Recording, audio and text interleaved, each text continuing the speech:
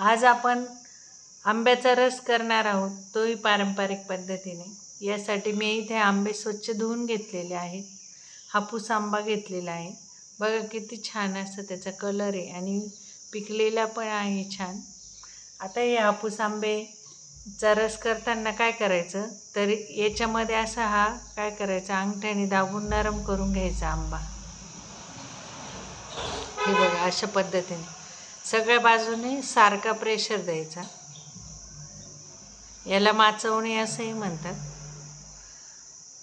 अशा पद्धतीने आंबा नरम करून घेताना देठाच्या इकडे नाही दाबायचा, नाही तर आंबा फुटू शकतो। बघा आता हा आंबा मी नरम करून घेतला आहे। असं छान पद्धतीने नरम झाल्यानंतर त्याच्या बऱ्यापैकी ज्या गाठी असतात त्या निघूनच जातात, पण थोड्याफार बारीक बारीक राहतात। आता इथे जे आहे ना, थोडंसं चिकासारखं आलेलं आहे, कारण आपले हे घरचे आंबे आहेत। तर आपण काय करू, एक पातेल्यामध्ये हा आंबा फोडल्यानंतर हे काढून घेऊ आणि याच्यामधला जो रस आहे थोडा, हा चीक आंब्याचा म्हणतो, तो काढून मग आंबा अशा पद्धतीने धुवून घेऊ। पातेल्यात आता हा आंबा आपण काय करू, पिळून घेऊ। बघा किती छान पिवळा धम्मक असा रस येतोय आपला।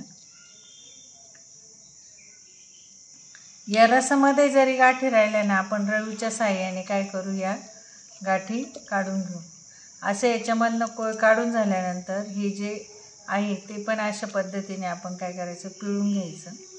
फक्त पावसाळ्यात अशा पद्धतीने रस नाही करायचा, कारण काही वेळेस आंबा खराब निघू शकतो, पण आता नाही निघत आंबे या दिवसामध्ये, मेमध्ये।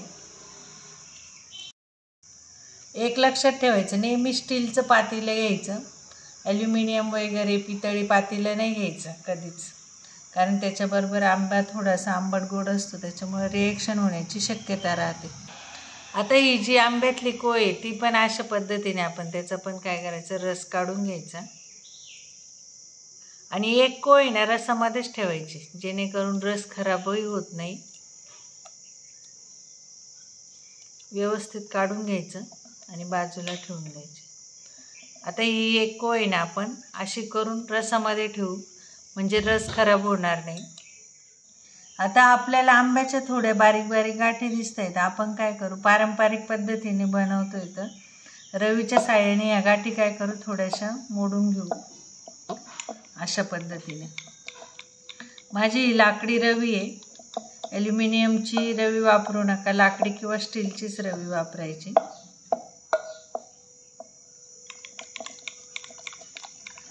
तुम्हाला वाटलं तर मिक्सरमध्ये फिरवू शकता, पण या ज्या बारीक बारीक गाठी आहे या जरी खाताना आल्या ना तरी छान वाटतं। तुम्हाला आता हे आंबे खूप गोड आहे, त्याच्यामुळे मी साखर नाही टाकणार, मला तसंही आंबट गोडच रस आवडतो। तुम्हाला वाटलं तर याच्यामध्ये तुम्ही चवीप्रमाणे साखर टाकू शकता, दूध टाकू शकता आणि आपला हा रस एन्जॉय करू शकता। अशा पद्धतीने आपला खूप छान असा घट्टसर रस पिण्यासाठी तयार झालेला आहे।